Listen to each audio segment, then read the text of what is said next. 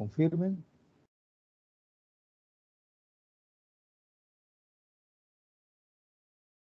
Bueno, ya estamos confirmados. Se está grabando. Ahora vamos entonces a compartir mi audio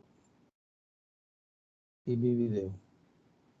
Ok, yo creo que esto, si nadie hace ninguna observación, ya debemos estar teniendo entonces imagen y audio, ¿ok? Vamos entonces a la clase que habíamos estado viendo.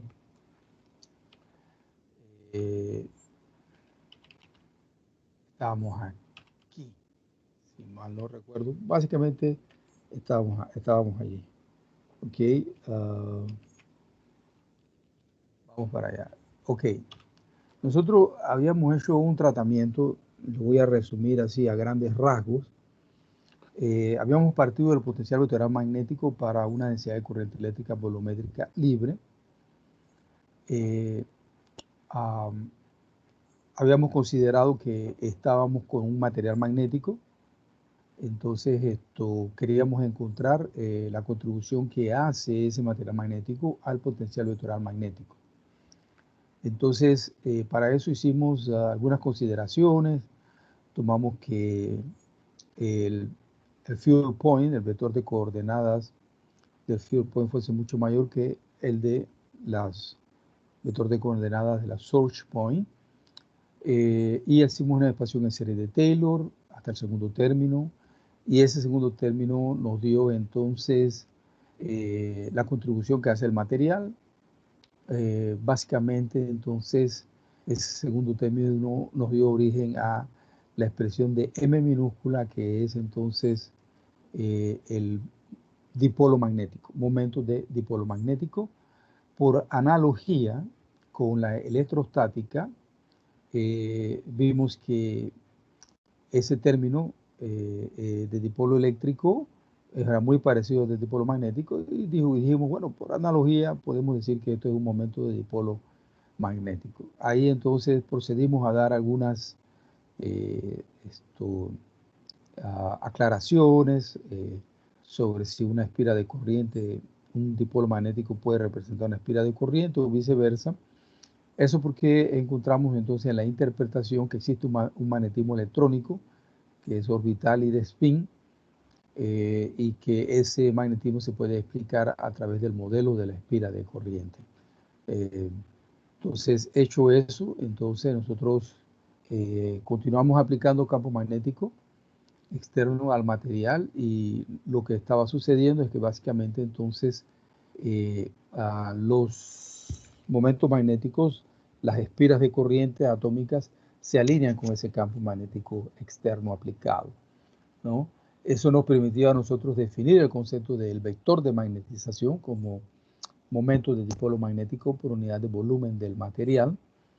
Y entonces dijimos, mira, el vector de magnetización M, que nos aparece aquí, ese vector, él tiene unidades de medida en amper por metro.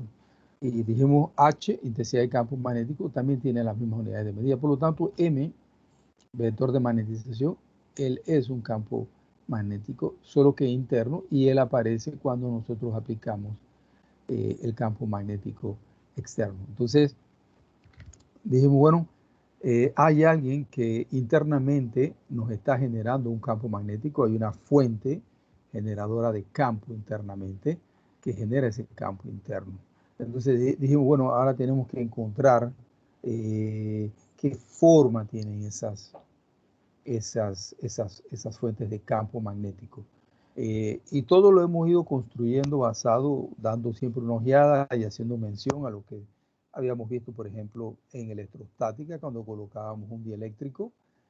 Nosotros encontramos que el campo magnético externo aplicado, el campo eléctrico externo aplicado, te genera los dipolos entonces generan un campo eléctrico interno, y que ese campo eléctrico interno tiene una forma que eran las llamadas ρ de BDP, densidad de carga volumétrica por polarización, y la K de SDP, o creo que no era Rho de SDP, decía de carga superficial por polarización. Esos son nuestros generadores de campo eléctrico cuando tenemos un dieléctrico. Entonces, ahora con el material magnético tenemos un campo magnético interno, entonces hay que buscar esos generadores de campo, ¿no? Entonces, para eso, entonces, lo que vamos a hacer es regresar a lo que teníamos antes de hacer la expansión de serie de Taylor, que habíamos considerado que R es muchísimo mayor que R', por lo tanto, la magnitud y los vectores R minúscula y R mayúscula son aproximadamente iguales, y nos dice que el generador de campo está próximo al origen del sistema de coordenadas. ¿Ok? Entonces, eso lo traigo a colación para entonces poder agregar ahora el factor vectorial. ¿Ok? Entonces, dijimos, bueno, vamos entonces ahora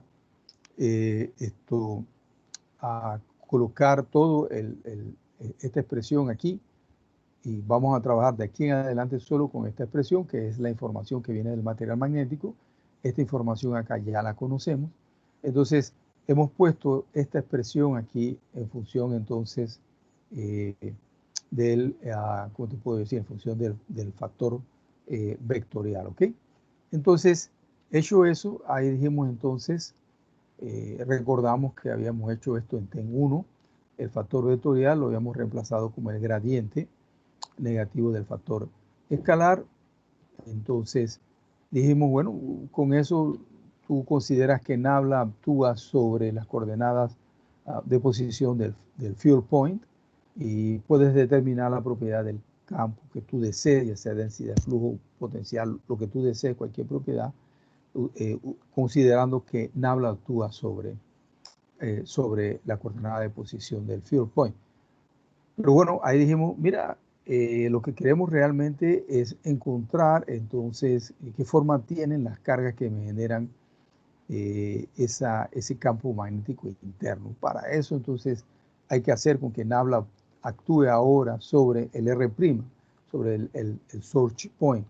Entonces, el factor vectorial, tomando en consideración eso, entonces él toma esta forma, solo cambia el signo, y lo rotulamos como prima para decir, mira, Nabla ahora está actuando sobre el source point, ¿ok? Y entonces eso nos permite entonces a nosotros poder entonces trabajar para encontrar qué forma tienen esas cargas que me generan ese campo magnético interno. Entonces, eso dijimos, bueno, ahora vamos a colocar ese factor vectorial, lo vamos a colocar aquí en el potencial vectorial magnético del material magnético. Haciendo eso, entonces, aquí está, lo colocamos, ¿no? Y ahí dijimos, si mal no recuerdo, entonces dijimos, bueno, vamos a aplicar ahora una identidad vectorial. Creo que habíamos quedado aquí, estábamos por aplicar esa identidad vectorial. Entonces,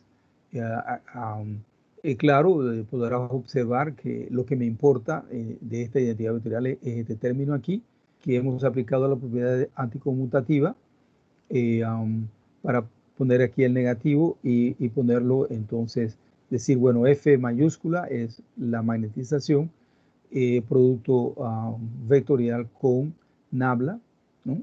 Y actuando encima de la F minúscula, que sería una función escalar, que sería el factor escalar, ¿no? Y entonces despejamos, y entonces ahora me queda así, ¿no? Y tengo esta otra expresión, o sea que donde está esto aquí, yo simplemente puedo reemplazarlo por esto que está aquí. Y eso es lo que vamos a hacer ahora. Nos van a quedar dos integrales de volumen. Ahí está. ¿Okay? Simplemente hemos ejecutado lo que dice la identidad vectorial, ¿no? Ahora entonces lo sustituimos en A, y al sustituirlo en A, como te decía, te quedan dos integrales de volumen, esta integral de volumen aquí y esta otra integral de volumen. Hay todavía algo más, un último paso que hay que hacer, y vamos a trabajar encima del segundo miembro aquí, segundo término del miembro de la derecha, ¿no? De ese integral de volumen. ¿Ok? Vamos a reescribirla, pero ahora como una integral de superficie. Y para escribirla en términos de una integral de superficie, vamos a utilizar esta identidad vectorial que aparece en el SADIQ, la página 325, página más, página menos, dependiendo de la edición que estés trabajando del libro. Entonces, obsérvate, esta identidad vectorial me permite a mí transformar una integral de volumen en una integral de área.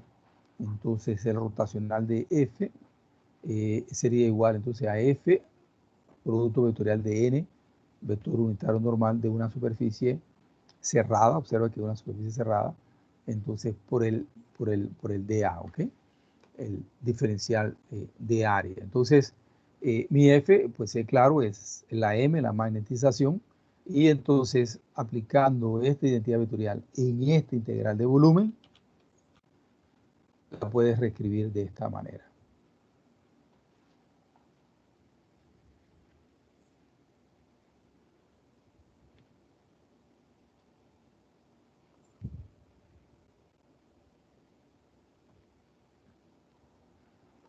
Ahora sí, entonces estamos listos para hacer algunas comparaciones.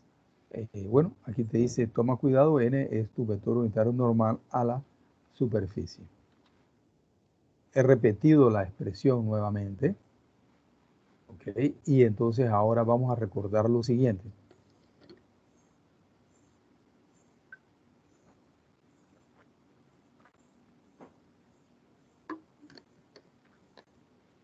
Recuerda que ya tenemos para el potencial vectorial magnético de una J libre, nosotros tenemos la expresión para el potencial vectorial magnético,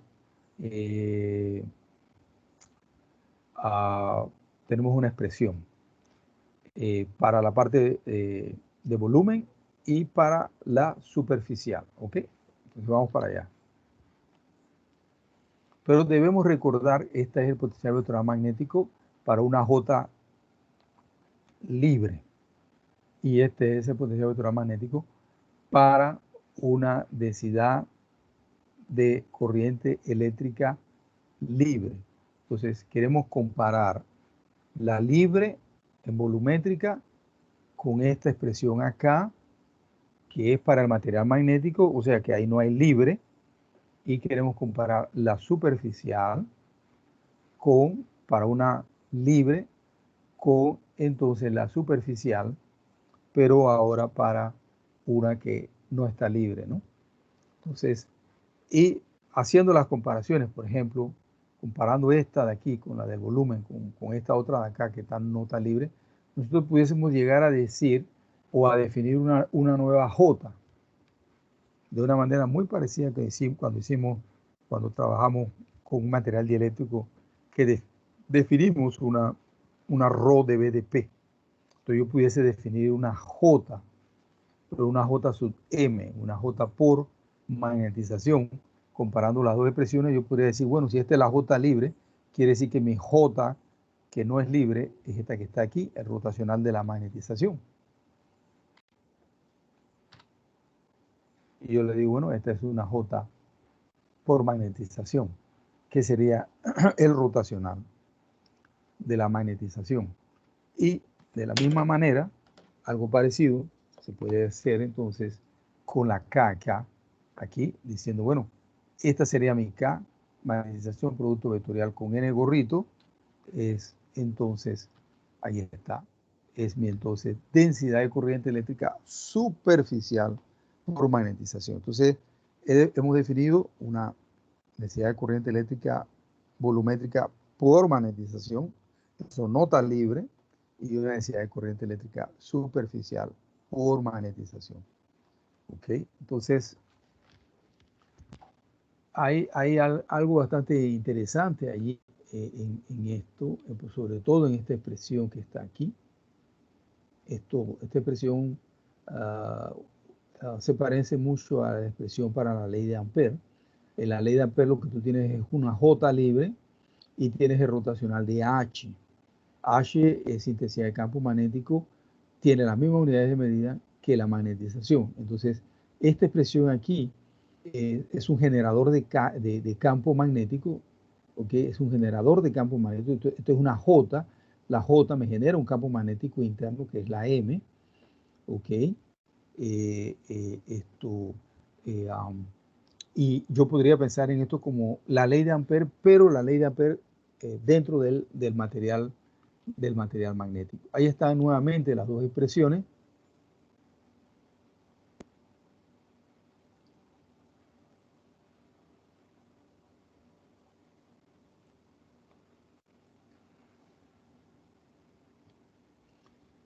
Nuevamente son fuentes generadoras de campo magnético, ok, pero por magnetización, y aparecen solo cuando tú aplicas el campo magnético externo, ok.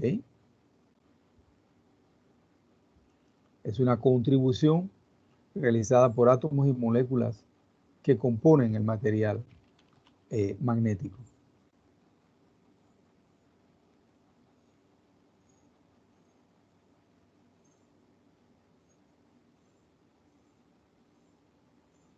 Entonces, obsérvate, voy a regresar.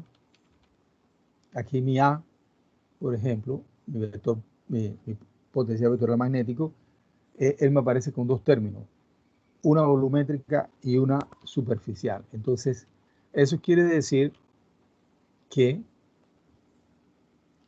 en el material magnético se te pueden formar ambos tipos de densidades de corriente. Una volumétrica que está en todo el volumen del cuerpo y una superficial que puede estar en la superficie del cuerpo, ¿ok? Del material, del núcleo, por ejemplo, si es el núcleo de un electroimán o si es el núcleo de un transformador. Entonces, se te pueden formar ambas. Igual o muy parecido sucedía en electrostática cuando tenías entonces el ρ de SDP y el ρ de BDP, significaba que se te estaban formando en el volumen del dieléctrico, en todo el material del dieléctrico se te pueden formar las dos, la volumétrica y la superficial. Y aquí entonces es lo que te había dicho.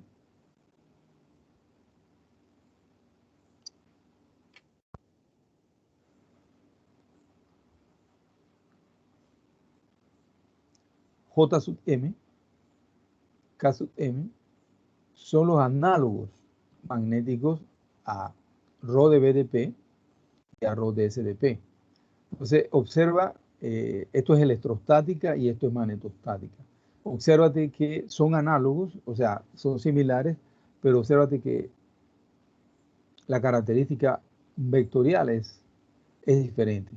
En uno se trabaja con divergencias y en el otro con rotacionales. Entonces, uno te está diciendo que la divergencia de la polarización te da lo que es el ρ de BDP, la densidad volumétrica de carga. Y entonces el producto escalar de P con el vector unitario normal de la superficie te da lo que es el ρ de SDP. Entonces acá, obsérvate que el comportamiento vectorial es diferente, es un producto vectorial de la magnetización, del vector de magnetización con N, y entonces la JM sub M es entonces el rotacional de la magnetización. Ahí nuevamente están los dos.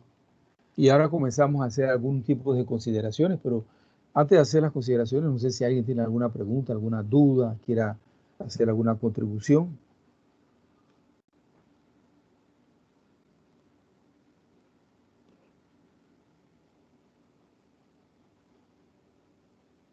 Bien, vamos para allá. Entonces, vamos a considerar que estamos en el espacio libre, ¿ok? Si estás en el espacio libre o en el vacío, no hay material magnético, así que la magnetización es cero. Así que entonces, básicamente, tú estás trabajando con la ley de Ampere en el vacío. Y aquí la estamos reescribiendo en términos de B sobre mu sub 0.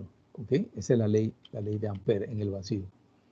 Ahora, si volvemos a un material magnético y se aplica campo magnético, la magnetización es diferente de cero. Ahora entonces lo que está válido es esta que está aquí. Es J sub m igual al rotacional de la magnetización, la densidad volumétrica de corriente eléctrica por magnetización. Y como te decía, es el análogo a la ley de Ampère, ¿no? Si tú observas, las dos ecuaciones son muy parecidas, ¿no? Entonces, una es ley de Ampère en el vacío, la otra es ley de Ampère en el material magnético, ¿ok?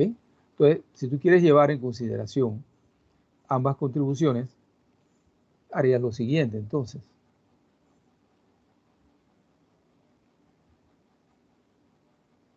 Sumaría las dos contribuciones, la J libre y la J por magnetización, reemplazas cada una de ellas por sus expresiones, rotacional de H, rotacional de la magnetización, puedes factorizar aquí y te queda H más M. Te queda algo interesante, ¿no? Te queda algo muy interesante. Porque yo pudiese decir que B, densidad de flujo magnético, es igual a μ sub 0 H más M.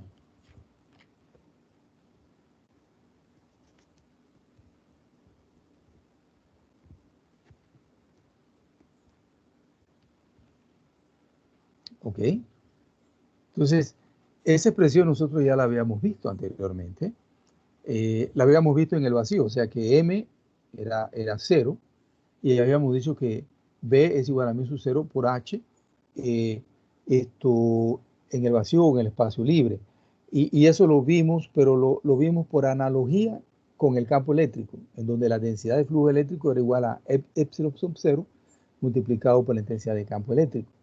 Entonces, ¿qué te puedo yo decir?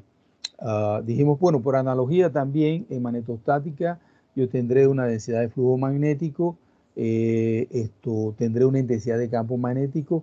Ambos pertenecen a campos de familias diferentes. Uno es campo de fuerza, el caso de H, y B pertenece a las familias de campos de flujo, pero dijimos están relacionadas ambos, están relacionados por la permeabilidad del medio. ¿Okay? Y eso todo se hizo por analogía con el campo electrostático. Aquí ahora ya de una manera bien formal hemos encontrado que B pues, es igual a μ sub 0 por H más M, ¿no? E inclusive esta expresión en total la mencionamos cuando intentamos encontrar la expresión para el potencial vectorial magnético y que comenzamos a trabajar con la ley de Ampère y en la ley de Ampère dijimos entonces J es igual a 0, ¿no? Voy a regresar estoy saliendo de este archivo para regresar al archivo del primer parcial, el archivo del primer parcial, pero la segunda parte, ¿no? Recordarás aquí ya lo tengo, ya lo tenía abierto. Nosotros habíamos dicho entonces que en magnetostática, ¿no? B y H representan conceptos diferentes que se relacionan con la permeabilidad, pero eso en analogía con la electrostática, ¿no? Pertenecen a familias de campos diferentes. Dimos las unidades de medidas, ¿ok? Excelente, pero hasta ahí en el vacío, ¿no? Dimos la definición de lo que era el concepto de permeabilidad, definición del concepto de flujo magnético, de densidad de flujo magnético, y aquí hasta llegamos a hablar un poquito, que hoy vamos a ver, a ir un poquito más allá de esto, de la intensidad de campo magnético producida por un solenoide. Tenía esta expresión que nosotros habíamos encontrado y que dependía de la corriente, por lo que debemos ver, del número de vueltas y de la longitud. Pero dijimos, mira, cuando hay una cuarta variable que afecta a B, además de N, de I y de L, la permeabilidad afecta a B, y entonces aquí está, por ejemplo, la corriente N y L, y cuando colocas entonces un núcleo ahí adentro, entonces la permeabilidad magnética es entonces la que te hace, ¿cómo te puedo yo decir? La relación, ¿no? La cuarta variable que te relaciona a B con H, ¿no? Entonces, esto, ah, dijimos, bueno, en conclusión, H se te considera como la causa, como el precursor de B, independientemente del material. Y que, bueno, H históricamente se conocía como excitación magnética. Esto lo estoy haciendo para recordar, porque lo voy a necesitar un poquito más adelante en la clase del día de hoy. Entonces, eh, habíamos hablado de lo que era el anillo de Rowland, que es básicamente el toroide, que habíamos encontrado su expresión, que es esta que está aquí, ¿no? Y que la del toroide era aproximadamente igual a la del solenoide, y que se utiliza, el anillo de Rowland se utiliza para la medida de B, ¿no? Y eso se hace básicamente teniendo entonces un primer devanado, un primario aquí. Se aumenta la corriente a través de este rheóstato y podemos aumentar entonces la intensidad, y que entonces la medida del campo magnético o la densidad de flujo magnético se realiza a través de un segundo, un devanado secundario, utilizando un galvanómetro o utilizando un fluxómetro, y que básicamente un fluxómetro es un tipo de un operador operacional configurado como un RC, ¿verdad? Y que eso te permite entonces determinar la permeabilidad magnética de un material simplemente teniendo la razón de B con H. O sea que este núcleo que está aquí yo lo puedo cambiar y hacer la experiencia para una determinada corriente, cuánto vale H y cuánto vale B. Y entonces voy obteniendo diferentes puntos, ¿no? Voy cambiando la corriente y así hago entonces mi curva, y puedo cambiar ese material, poner otro material y nuevamente entonces generar una nueva gráfica para ese material, ¿no? Entonces voy a continuar adelante. Nosotros habíamos dicho aquí, cuando queríamos encontrar la expresión para el potencial vectorial magnético y el potencial escalar, que nosotros podíamos trabajar ya sea con la ley de Ampère o ya sea con la cuarta ecuación de Maxwell, de ley de Gauss para campos magnetostáticos, ¿no? Y comenzamos con la ley de Ampère, ¿no? Y entonces dijimos, bueno, con la ley de Ampère pudimos encontrar que H se podía representar como J era igual a 0 por el gradiente de una función escalar, ¿ok? Y esto, hicimos su similitud con la electrostática y todo, que el campo eléctrico es igual al gradiente del potencial escalar electrostático, ¿ok? Y entonces, solo recordando, dijimos, bueno, ese es un primer caso en el que tú te encuentres en el vacío, en el espacio libre, y que hay un segundo caso en el que tú te encontrarías entonces en un material magnético. Y dijimos, sacamos esta ecuación que está aquí, sin explicar mucho sobre ella. Ya sabes de dónde es que ella viene, que es lo que hemos visto en la clase del día de hoy, ¿no? Y entonces, esto, eh, um, inclusive aquí, sin muchas explicaciones, yo coloqué aquí que la magnetización, o sea, que la J era igual aquí al ρ sub m, ¿no? Que la J era igual al ρ sub m. Entonces esa expresión que en su momento tuvimos que ponerla así, de una manera así, acepta esto como válido, que más adelante te lo voy a explicar, ¿ok? Entonces eso era básicamente el repasito de lo que queríamos ver. Aquí, si mal no recuerdo, Dan te había pedido que me recordaras que quería hacer una pequeña observación, sobre todo en el problema que hizo Dan con David Bravo. Que ustedes calcularon los J y que los J eran cero, ¿verdad? Más o menos era el problema así de ustedes. Si me recordarás, Dan, por favor, te lo agradezco mucho. Sí, sí, correcto, profesor. J era 0. J era cero, pero creo que tú decías que J era cero porque estabas en el vacío, en el espacio libre, ¿verdad? Correcto, el problema mencionado al principio es eso, que y nos encontrábamos en un espacio libre sin material, Pero en el lo que vacío. yo, en el vacío, o sea, entonces lo que yo quiero es que evitar que se haga una interpretación errónea de la, ¿qué te puedo yo decir? Del hilo del desarrollo del trabajo que se está presentando aquí en estas transparencias. O sea, nosotros teníamos dos ecuaciones, una era la ley de Ampere y la otra era la ley de Gauss para campos magnetostáticos, ¿ok? Entonces dijimos, bueno, tenemos que encontrar un potencial.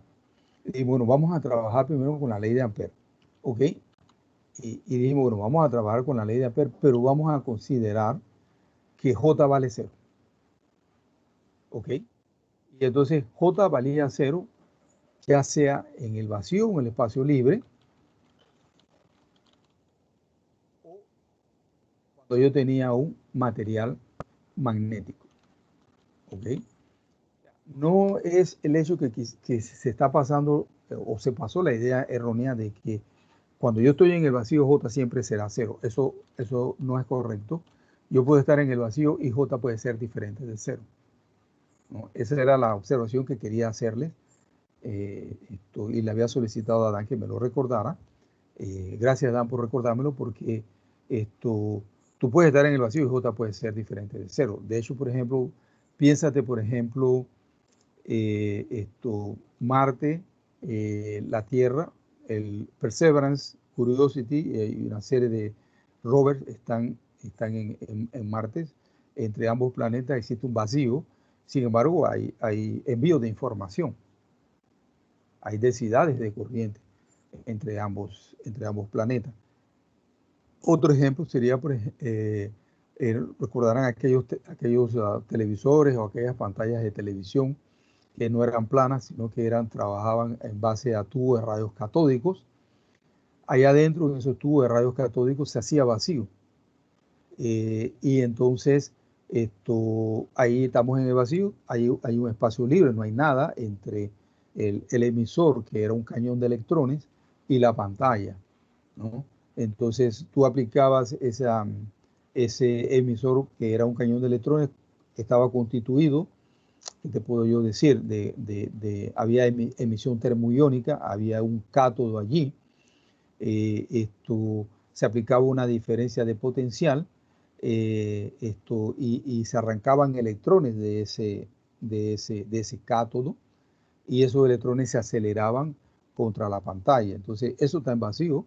Yo produzco un haz de electrones que se mueve desde el cañón hasta la pantalla, y yo tengo una J entonces diferente de cero. Entonces el hecho de que estemos en el vacío no significa que la J sea cero. Simplemente nosotros habíamos dicho, mira, vamos a estar en el vacío, pero vamos a hacer que J sea cero, tanto en el vacío cuanto en un material magnético. Y así encontramos entonces que H se podía representar como el gradiente de una función escalar. Entonces, no sé, David, si ahora está un poquito más claro el concepto que se quería pasar. Sí, sí, profe, quizás fue que no leí el contexto del problema, sino que solo me fijé en lo que O, decía. o, o yo pensé que también de repente este contexto aquí no estaba siendo lo suficientemente claro, ¿no? Pero eso es importante, ¿no? Es muy importante porque son, son dudas existenciales, dudas conceptuales, ¿no? Entonces, vamos para allá, vamos a regresar al archivo del día de hoy. Y aquí estamos entonces, nuevamente.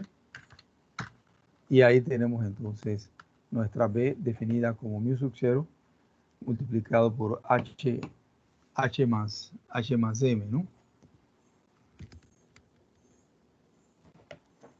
Ok, vamos para allá entonces. Ahí está. Y ahí está entonces la conclusión. El material magnético te aumenta la densidad de flujo magnético. ¿Okay? Muy parecido a lo que sucedía en electrostática, ¿no?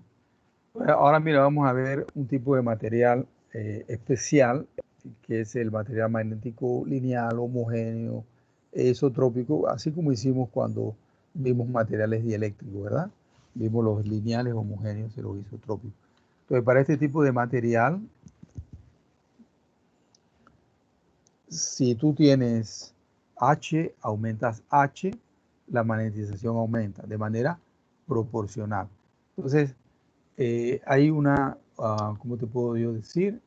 Se puede definir entonces una constante aquí, que es X sub M, que se le llama susceptibilidad magnética.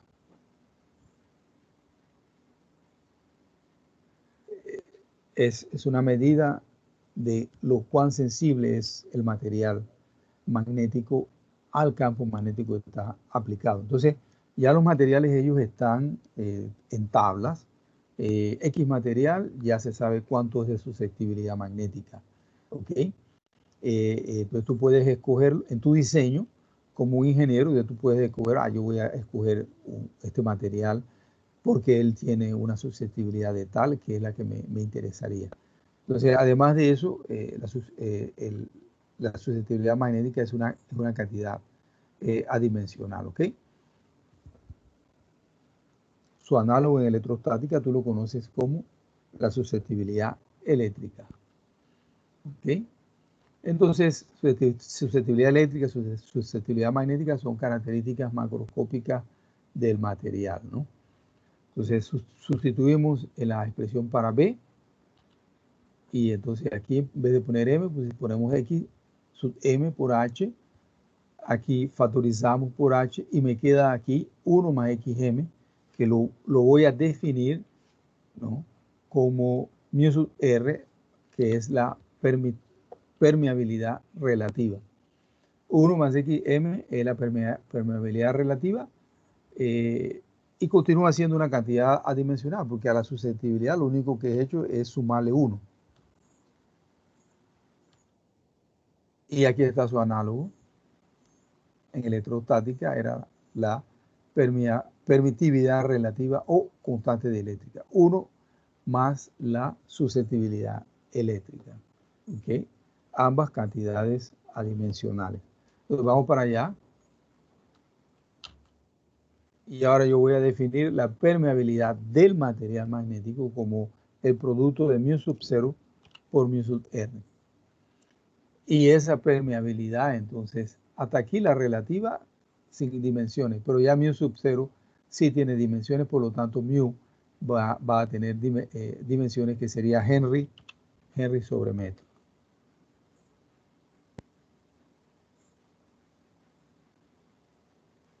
Y es entonces el análogo en electrostática que tú conociste como permitividad del dieléctrico. Finalmente tú obtienes que B es igual a mu sub 0, a mu por H, ¿ok? A mu por H. ¿Preguntas, dudas, muchachos? ¿Alguna observación? ¿Alguna contribución? Bien, eso es válido en los materiales lineales, homogéneos e isotrópicos, inclusive cuando habíamos hablado para los materiales dieléctricos, ¿no?, que se comportaban de esa manera. Decíamos que todo lo que conocíamos en términos de leyes era válido para ese tipo de materiales. Por lo tanto, todo lo que conocemos de leyes, Biot-Savart, Ampère, todo ese tipo de cosas es válido para estos materiales porque ellos son lineales, homogéneos e isotrópicos. Bien, muchachos, son las 11:04, la primera hora ya se nos fue.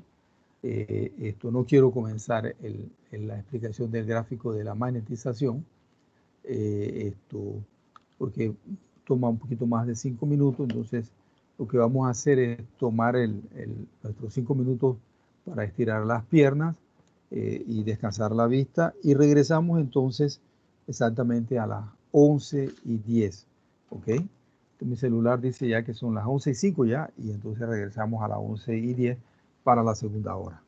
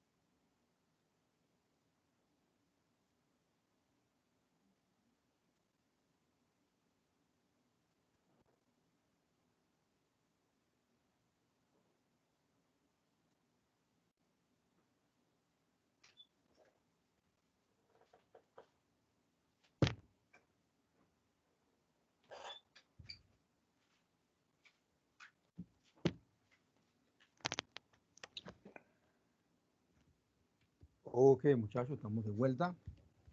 Vamos para allá. No sé, Dan, si puedes darme confirmación de audio y de video para ver si todavía estamos en la sala. Sí, profe, sí está. Ok, vamos para allá entonces. Gracias, Dan. Bien, muchachos, no sé cómo quitar esa barra de aquí. No sé cómo quitarla, pero bueno, aquí lo que decía aquí es magnetización, momento de dipolo magnético por unidad de volumen del material, que es la expresión aquí que hemos visto de la definición de magnetización, ¿no? De vector de magnetización. Bien, aquí tenemos lo que se le llama un ciclo de histéresis, ¿ok?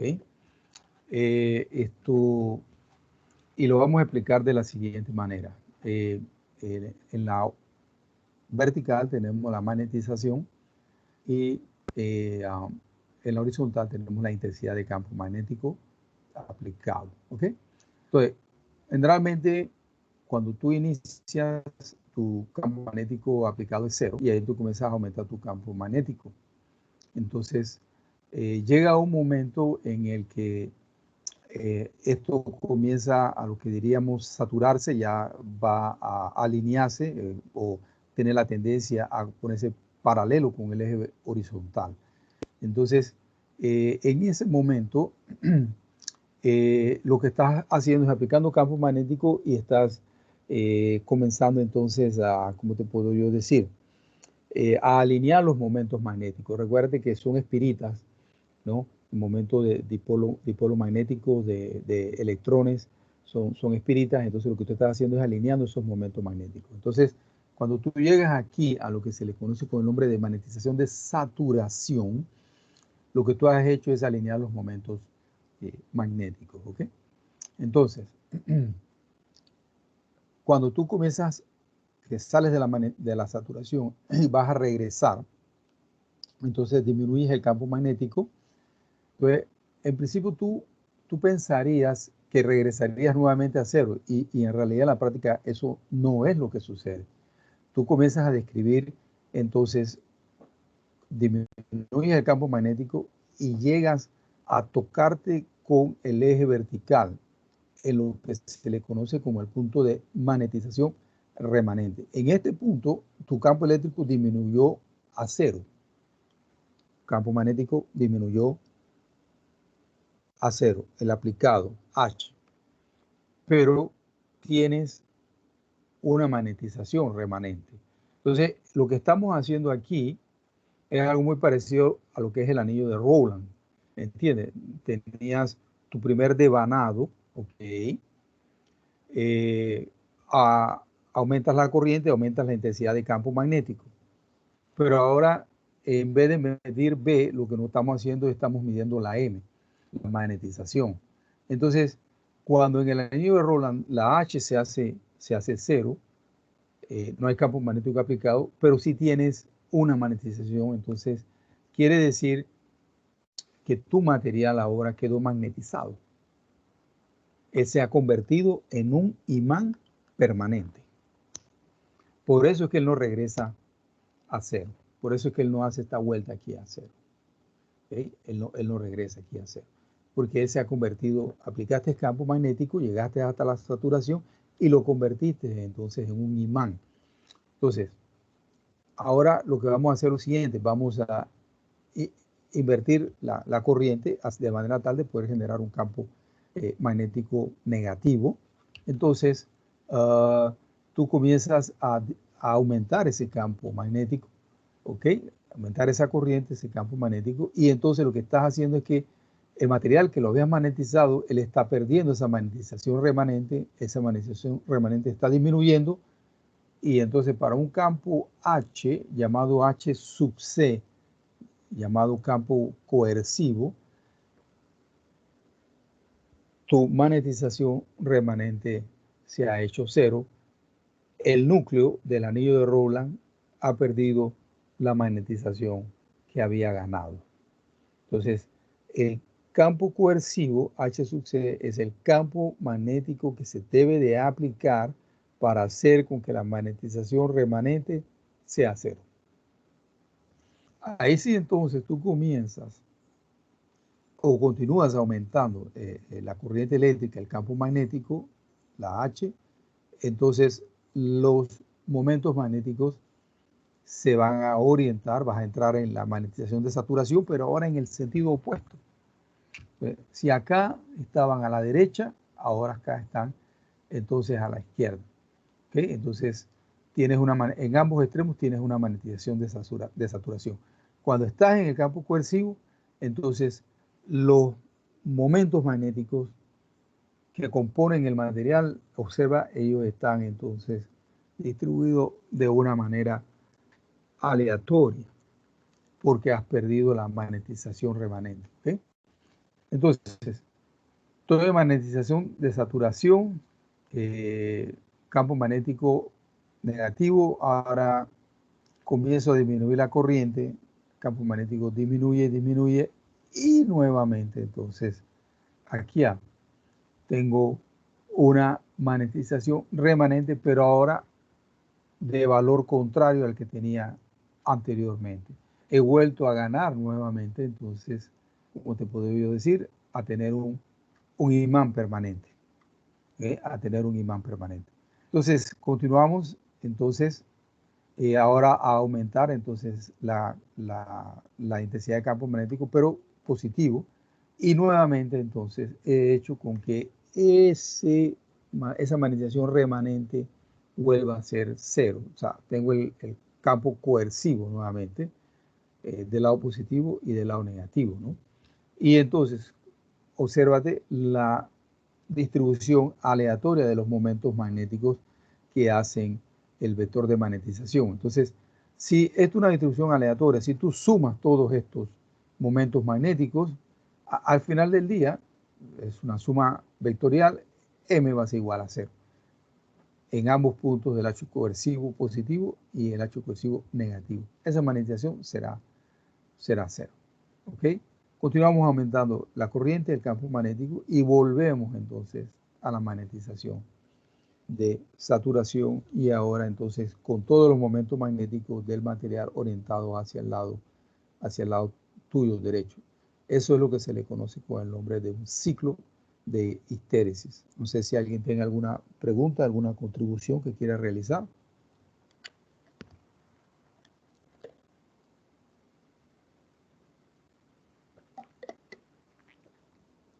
Bien, vamos para allá.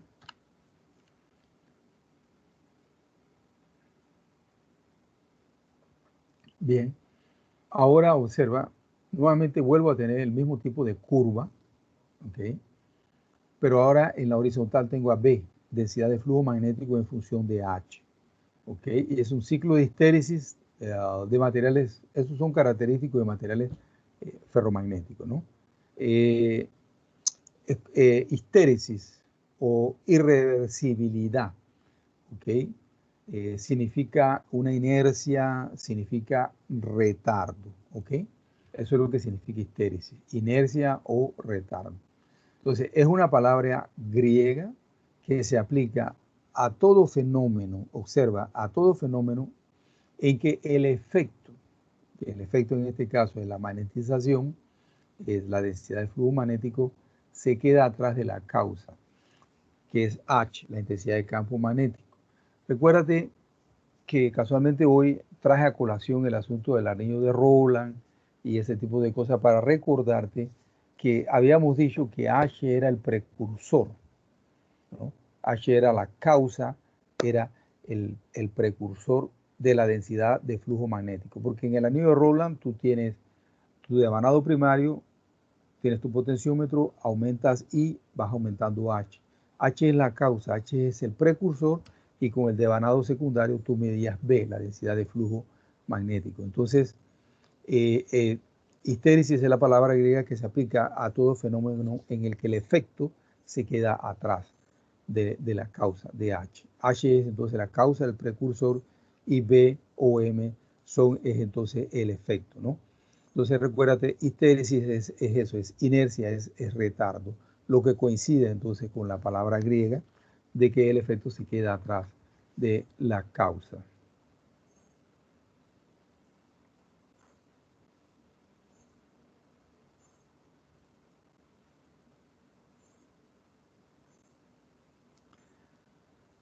desde el punto de vista de la ingeniería, ¿no? Es mejor hablar de ciclos de histéresis de B en función de H, ¿ok? De que hablar de M en función de H. Aunque en realidad en el fondo las dos medidas son, recuérdate que B y M están relacionadas a través de aquella expresión de B es igual a la permeabilidad multiplicado, por H, ¿no? Y dentro de la permeabilidad está la definición del vector de magnetización. Así que en el fondo es básicamente lo mismo, solo que el hecho es de que con el anillo de Rowland tú puedes determinar la permeabilidad del material dividiendo la B entre la H, ¿no? Desde el punto de vista de la ingeniería es más conveniente para tú poder determinar permeabilidad de materiales, ¿no? Entonces, básicamente, en la ingeniería, la histéresis, esos son ciclos que presentan los materiales ferromagnéticos al ser excitado alternativamente, porque, observa, tú lo estás excitando alternativamente, estás aplicando una corriente positiva para generar un campo magnético positivo y después entonces estás aplicando una corriente negativa para generar un campo negativo. Entonces hay una excitación alternativa, ¿no?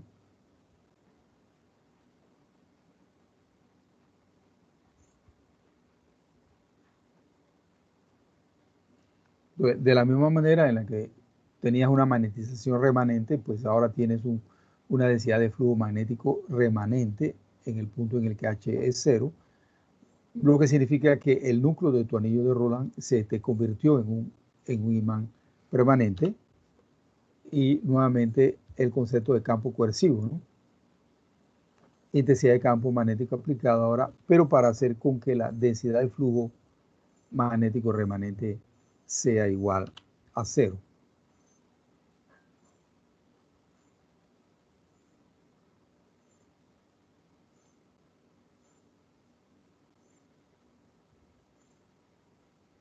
Entonces, H es tu causa, es tu precursor, y B y M siempre se quedan atrás, ¿no? Tienen una inercia, ¿no? Y bueno, una irreversibilidad porque él nunca regresa por donde comenzó, ¿no? Tú comenzaste por aquí y él no regresa por ahí, él va a regresar por acá, ¿no? Entonces, el material ferromagnético tiene se comporta de esa manera, ¿no? Es el material que a ti te interesa para el uso tecnológico. ¿Qué te pudiese yo decir? Esa inercia se debe a, voy a regresar, espérate un momento. Aquí he representado aquí los momentos magnéticos, ¿no? En el cristal, ¿no? Entonces, esos momentos magnéticos definen lo que se le llaman dominios magnéticos, ¿no? Entonces, como tú aplicas campo magnético y haces que ellos se muevan, primero están H igual a cero, ellos están completamente aleatorios y comienzas a generar, a aplicar campo magnético y los comienzas a hacer girar. Entonces, el hecho de que ellos tengan que ir girando, eso es lo que causa entonces el retardo de B en relación a H. Después vuelves vienes a un campo negativo, entonces los has puesto aleatoriamente, eso produce calor y acá un campo negativo de saturación, entonces ellos han girado. Entonces, ese movimiento de esos momentos magnéticos, de esos dominios magnéticos, al cambiar de orientación es lo que producen esa inercia y como consecuencia tú tienes calor. Por ejemplo, ¿por qué tienes calor? Bueno, tú has agarrado un transformador tiene un núcleo y tú lo usas y tú te vas a dar cuenta de que hay calor en ese núcleo, ¿entiendes? Se ha producido calor y es que estás alternativamente haciendo con que los dominios, los momentos magnéticos cambien de dirección y eso es lo que te produce el calor. Entonces, lo que significa que, que no todo material magnético es apto para poder tú colocarlo dentro de un transformador. Tú tienes que colocar allí un material magnético que él tenga un campo coercivo muy pequeño, lo más cercano a cero, ¿ok? Esto, que son los materiales magnéticamente blandos, algunos también le llaman dulce, que es un material, ¿no? Si tú usas un material magnético que él tenga un campo coercivo muy elevado, eso no es bueno para un transformador porque vas a generar muchísimo calor, vas a tener muchísima pérdida, ¿no? Entonces, las características de cada material es lo que van a determinar a ti como ingeniero, decir, bueno, yo voy a necesitar tal tipo de material.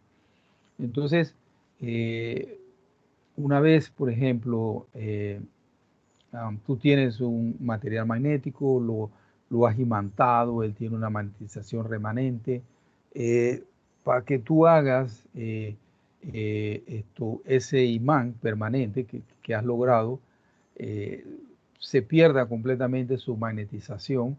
Entonces lo que tú básicamente tienes que hacer es un ciclo de histéresis de mayor a menor campos magnéticos aplicados. Entonces, primero comienzas con campos elevados, ¿no? Y vas disminuyendo los campos magnéticos aplicados, los vas disminuyendo hasta que entonces haces que finalmente el material magnético él ya no tenga más magnetización, ninguna remanente, ¿ok? Entonces eso te deja hace con que el imán permanente deje de ser un imán permanente y pasa a ser un material cualquiera.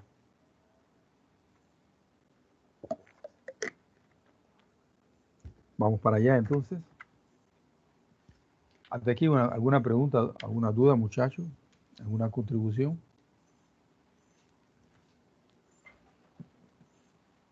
Bien, nosotros en el día de ayer explicamos, ¿qué te puedo yo decir? Nosotros explicamos el efecto de magnetoresistencia gigante, que se da entre que tienes dos capas ferromagnéticas separadas por una capa metálica magnética. Hay otro tipo de material, otro tipo de estructura, que es de tricapas también, en el que tienes nuevamente dos materiales magnéticos, uno el de arriba que le llamamos electrodo de arriba y el de abajo que le llamamos electrodo de abajo, pero ellos ahora están separados por lo que se le llama una barrera, por un material aislante, ¿ok? Esto, la geometría de estos es una geometría en electrodos cruzados, ¿ok? Entonces, los valores tipo así, por ejemplo, el electrodo de abajo, en torno de 400 angstroms, pues un material, un ferromagnético tipo permaloy, que es el PY, es una aleación de níquel-hierro, níquel 81, hierro 19, y el cobalto, por ejemplo, puede ser un material de arriba. Son materiales que ellos tienen campos coercivos diferentes. El permaloy está en un campo coercivo de 0,5, por ejemplo, Ørsted, el campo coercivo de él es un campo extremadamente pequeño, por lo tanto un campo coercivo bien pequeño, por lo tanto el permaloy es un material excelente para ser utilizado en núcleos de transformadores. El cobalto tiene un campo coercivo bajo también, pero no tan bajo cuanto el permaloy. Él es de 20 Ørsted, ¿ok? Entonces, vamos para allá. Entonces, mira, la pantalla no me lo deja ver, pero el ciclo de histéresis que yo te acabo de explicar es para un material ferromagnético. Pero en este caso, ahora, aquí tú tienes dos materiales ferromagnéticos, no tienes uno. Entonces vas a tener dos ciclos de histéresis, pero dos ciclos de histéresis que ¿cómo te puedo decir? Se combinan y te dan como resultado este tipo de curva, ¿no? Esta es la magnetización del material dividida entre el valor de la magnetización de saturación para poder normalizarlo y poner mi eje vertical de 0 a 1 o de 0 a -1, ¿verdad? Entonces, cuando tú tienes dos materiales ferromagnéticos con campos coercivos diferentes, entonces ellos van a tener un comportamiento, esas dos curvas, o sea, si tú sacas la curva de magnetización por separado de cada uno de ellos, esto serían dos curvas diferentes, pero cuando lo hacen los dos materiales juntos, ellos se van a combinar de manera tal que te van a dar el siguiente comportamiento. Níquel-hierro, que es el permaloy, 81, hierro 19,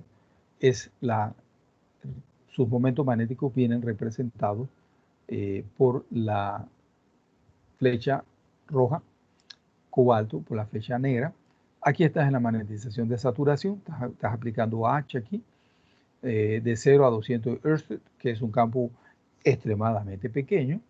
Ya estás en saturación. Cuando regresas, vienes disminuyendo el campo, llegas aquí a tu magnetización de saturación o tu densidad de flujo remanente, magnetización remanente, densidad de flujo remanente, sigues, ahora aplicas un campo negativo y entonces la magnetización, la densidad de flujo disminuye bastante y llegas entonces a un campo coercivo. Entonces, ¿a qué campo coercivo estarías llegando allí? Al campo coercivo del material que tuviese menos campo coercivo, que en este caso es el permaloy.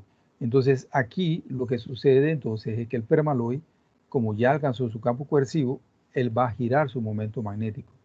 Entonces, observa que ahora el permaloy está hacia la izquierda, antes estaba hacia la derecha. El cobalto, como tiene un campo coercivo un poco mayor que el permaloy, el cobalto no ha girado su vector de magnetización todavía. Entonces, tenías aquí una alineación paralela y aquí tienes una alineación antiparalela de los vectores de magnetización. Continúas aumentando entonces el campo magnético y entonces ahora el cobalto, que es magnéticamente un poco más duro que el permaloy, gira sus momentos magnéticos y vuelven entonces a tener un alineamiento paralelo, pero ahora hacia la izquierda.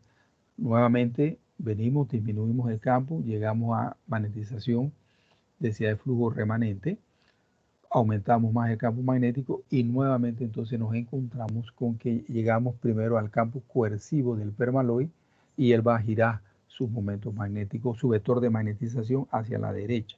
Nuevamente ahora estoy en un estado antiparalelo. Antiparalelo, igual que acá, ¿no? Es un estado antiparalelo. Y continúa aumentando entonces el campo magnético y entonces voy a tener un estado de saturación en el donde he conseguido hacer con que el cobalto gire sus momentos magnéticos y nuevamente entonces estoy en una región paralela. Entonces acá es paralela hacia la derecha, acá es paralela hacia la izquierda. Aquí es antiparalelo, pero obsérvate, cobalto está hacia la derecha y acá cobalto está hacia la izquierda. Permaloy está a la izquierda y acá permaloy está hacia la derecha, pero son dos regiones en el que hay antiparalelos. Entonces, lo que tú tienes es básicamente dos regiones magnéticas diferentes. Tienes una región magnética de saturación en los extremos y tienes una región magnética que ya no es de saturación, que es donde está antiparalelo, ¿no? Entonces son dos regiones magnéticas diferentes.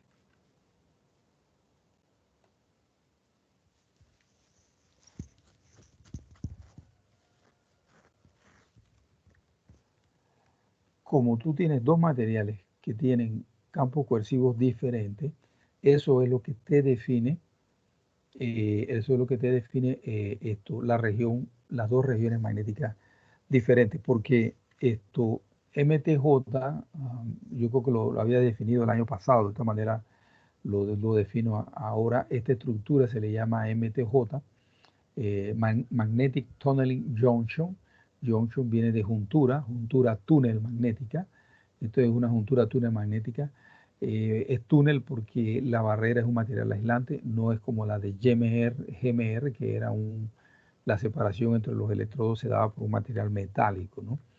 Entonces, en una juntura túnel magnética, los electrodos giran su momento magnético conforme el valor del campo coercivo. Y eso te define este escalón que está aquí, se lo está definiendo.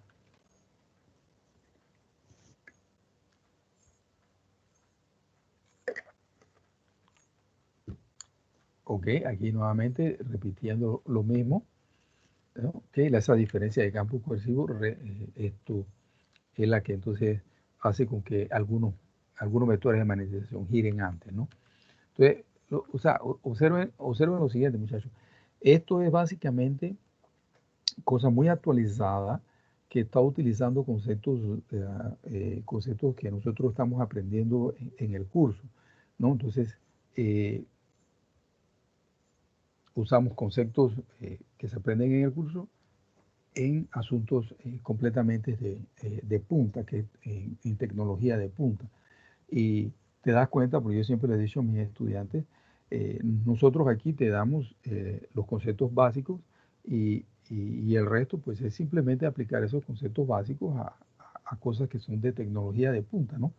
Y resultan muy simples.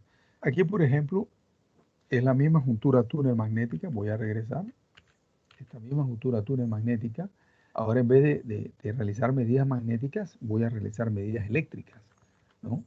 Y entonces medidas eléctricas o medidas de magneto resistencia. Voy a aplicar campo magnético y voltear a ver qué le pasa a la resistencia eléctrica de esa estructura, ¿no?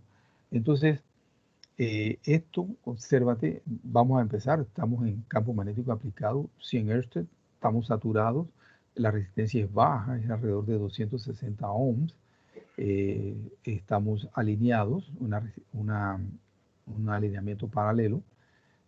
Cuando disminuimos el campo magnético, la resistencia del material comienza a aumentar y aumentar cerca de cero, se hace bastante grande, pasa a ser 266 ohms.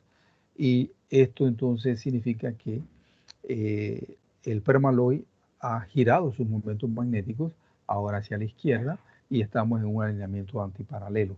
Entonces, el alineamiento antiparalelo, la resistencia es mayor que cuando estamos en un alineamiento paralelo. Y entonces ahora continuamos aumentando el campo magnético y llega un punto entonces en que observa hay una caída estrepitosa de la resistencia del material. Observa que en la caída el sistema fue solamente capaz de coger 3 puntos, ¿no? Pudo captar 3 puntos, 1, 2 y 3 y ya estabas entonces básicamente en la saturación. Y nuevamente entonces ahora el cobalto es quien gira sus momentos magnéticos y se alinea con los momentos magnéticos o con el vector de magnetización del permaloide. Entonces estás ahora en el otro extremo donde tienes un alineamiento paralelo, ¿ok? Nuevamente disminuyes el campo magnético y cuando llega cerca de cero, nuevamente la resistencia se dispara, ¿no?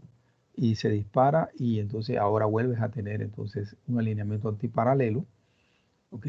Y entonces aumentas el campo magnético un poco más y cuando entonces el cobalto gira, ¿ok?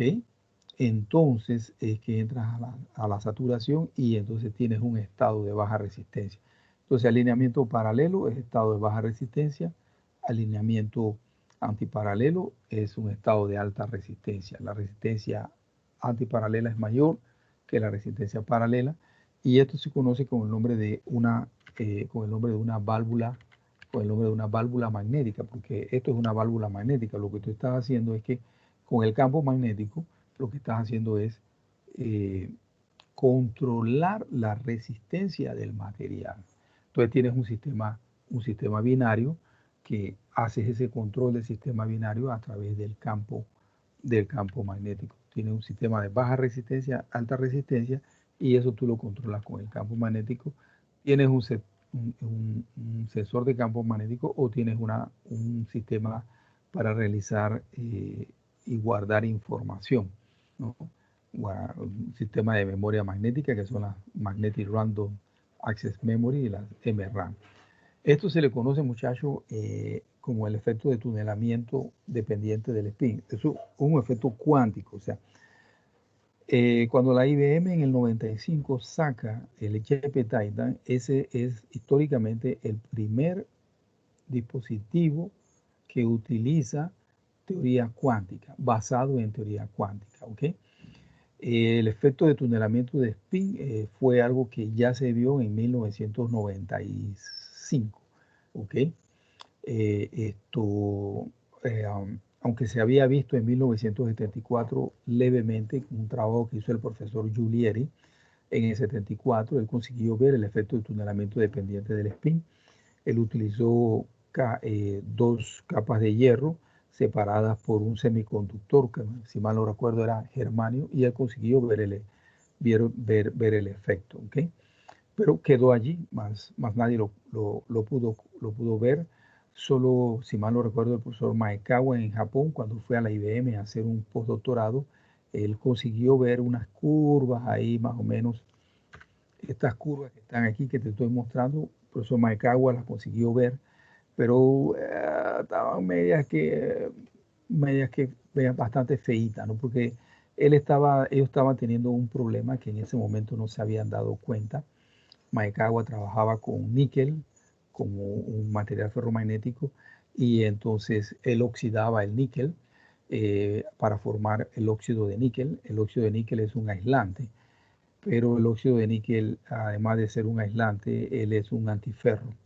Entonces tú necesitabas una capa abajo de hierro, de ferromagnética, separada de un aislante y de la otra capa ferromagnética. Entonces el óxido de níquel él es un antiferro y ellos no se habían dado cuenta de eso y eso no le permitió ver el efecto tan bien cuanto te lo estoy mostrando aquí en este tipo de medida.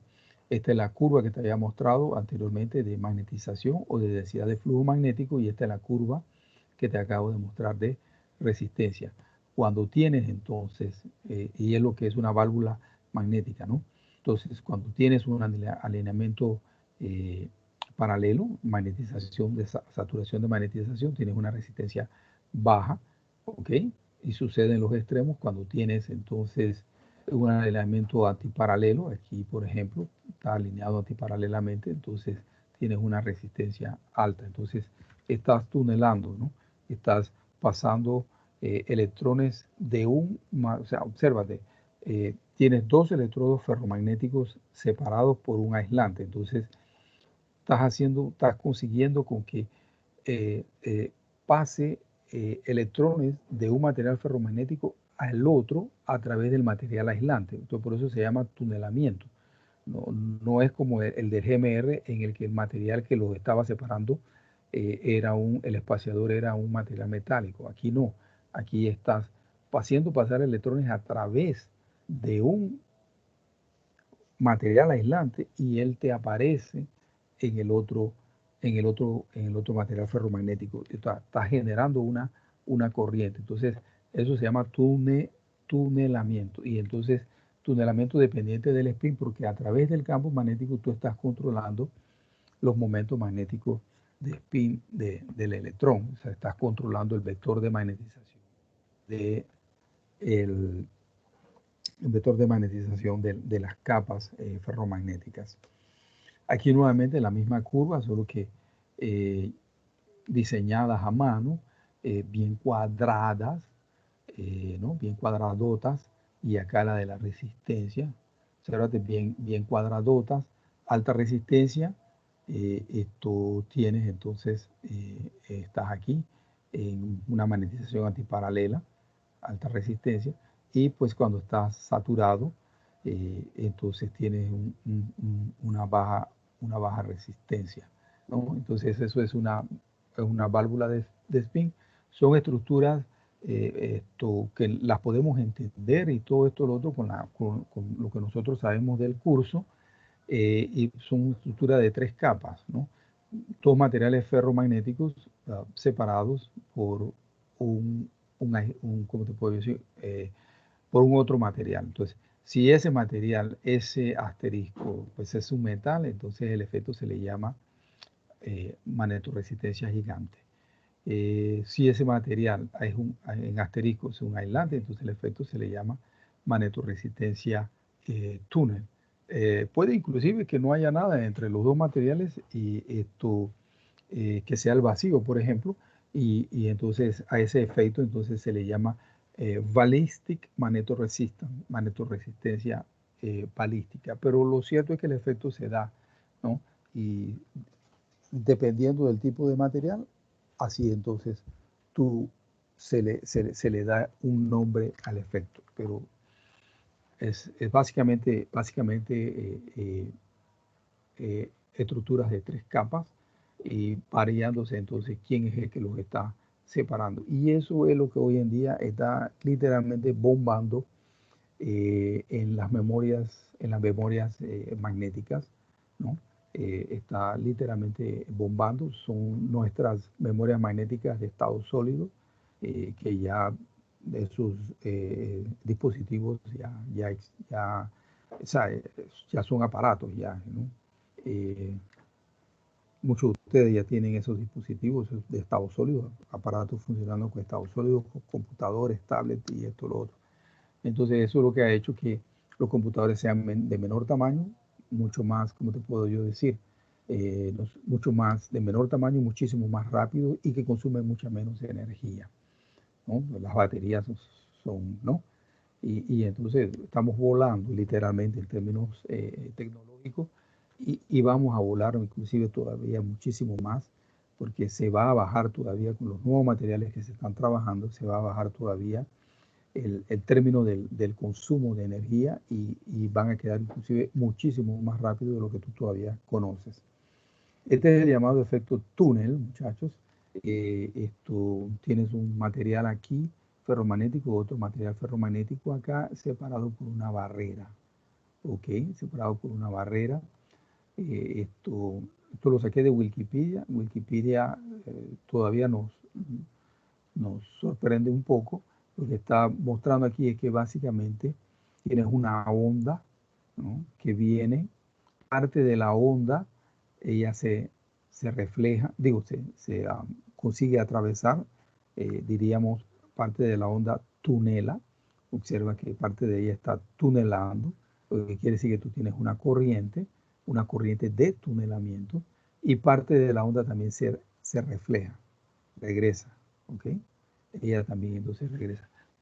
Parte se transmite, parte se refleja. Aquí arriba hay un famoso chiste que yo creo que te lo mostré anteriormente. Tienes un león aquí, tienes una barrera de potencial y una persona acá.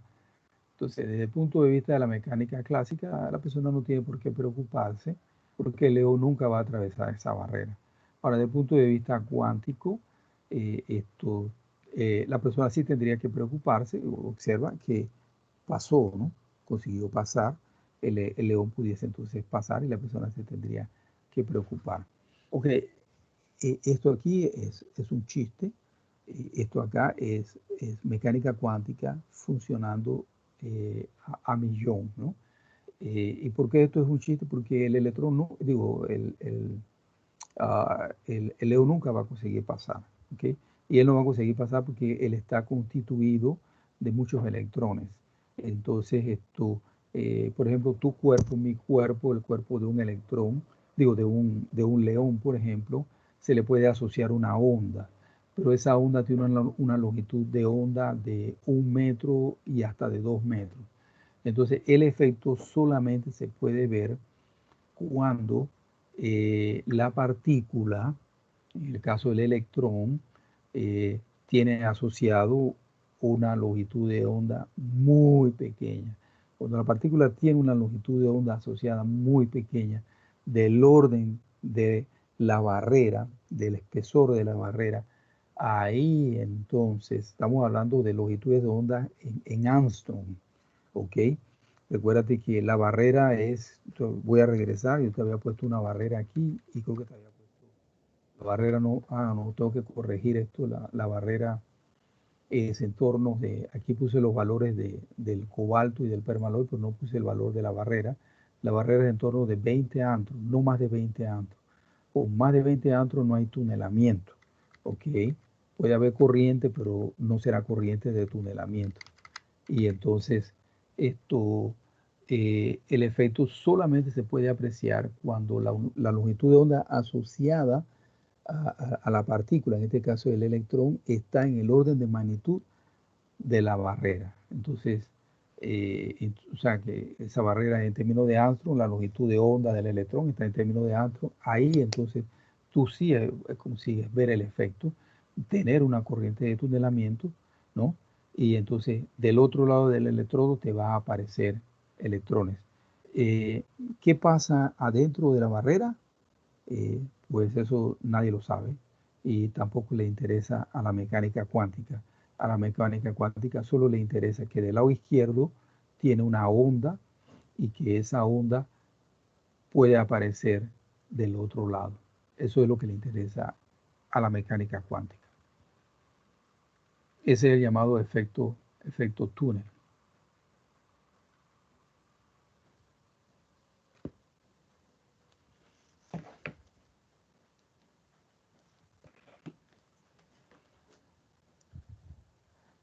Esto era lo que te decía el día martes, que alguno de ustedes me hizo una pregunta.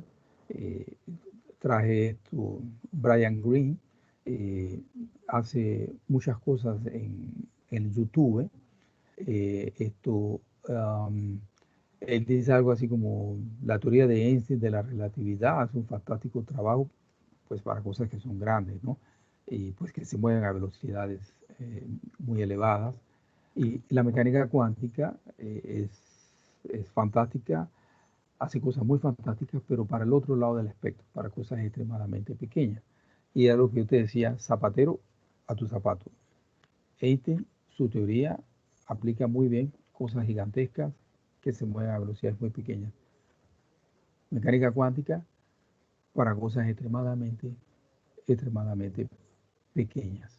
¿Ok? Entonces son dos teorías, y inclusive la teoría newtoniana son tres teorías que explican y tienen un margen, un límite en la que ellas trabajan y son válidas. Y bueno, además de tablets y ese tipo de cosas, esto, lo otro, eh, y todo lo que te puedas imaginar que tengas en tu casa que está funcionando con teoría cuántica. Esa moto hermosa que tienes allá afuera también funciona con teoría cuántica. ¿Okay? Utiliza una MRAM de 4 megas para controlar parámetros de calibración, encendido, frenado, un montón de cosas realmente. Hoy en día todo eso funciona con teoría cuántica. Entonces hay que hacer con que la UTP tenga un curso de teoría cuántica.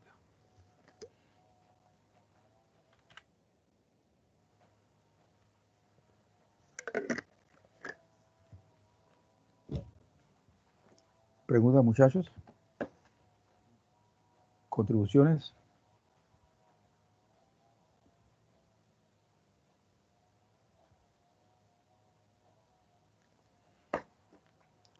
Ven entonces cómo con lo que se aprende en el salón de clase podemos entender la tecnología de punta en la que estamos inmersos en el día de hoy. Si no hay preguntas, muchachos, ya son las 11:55. Procedo entonces a detener la grabación.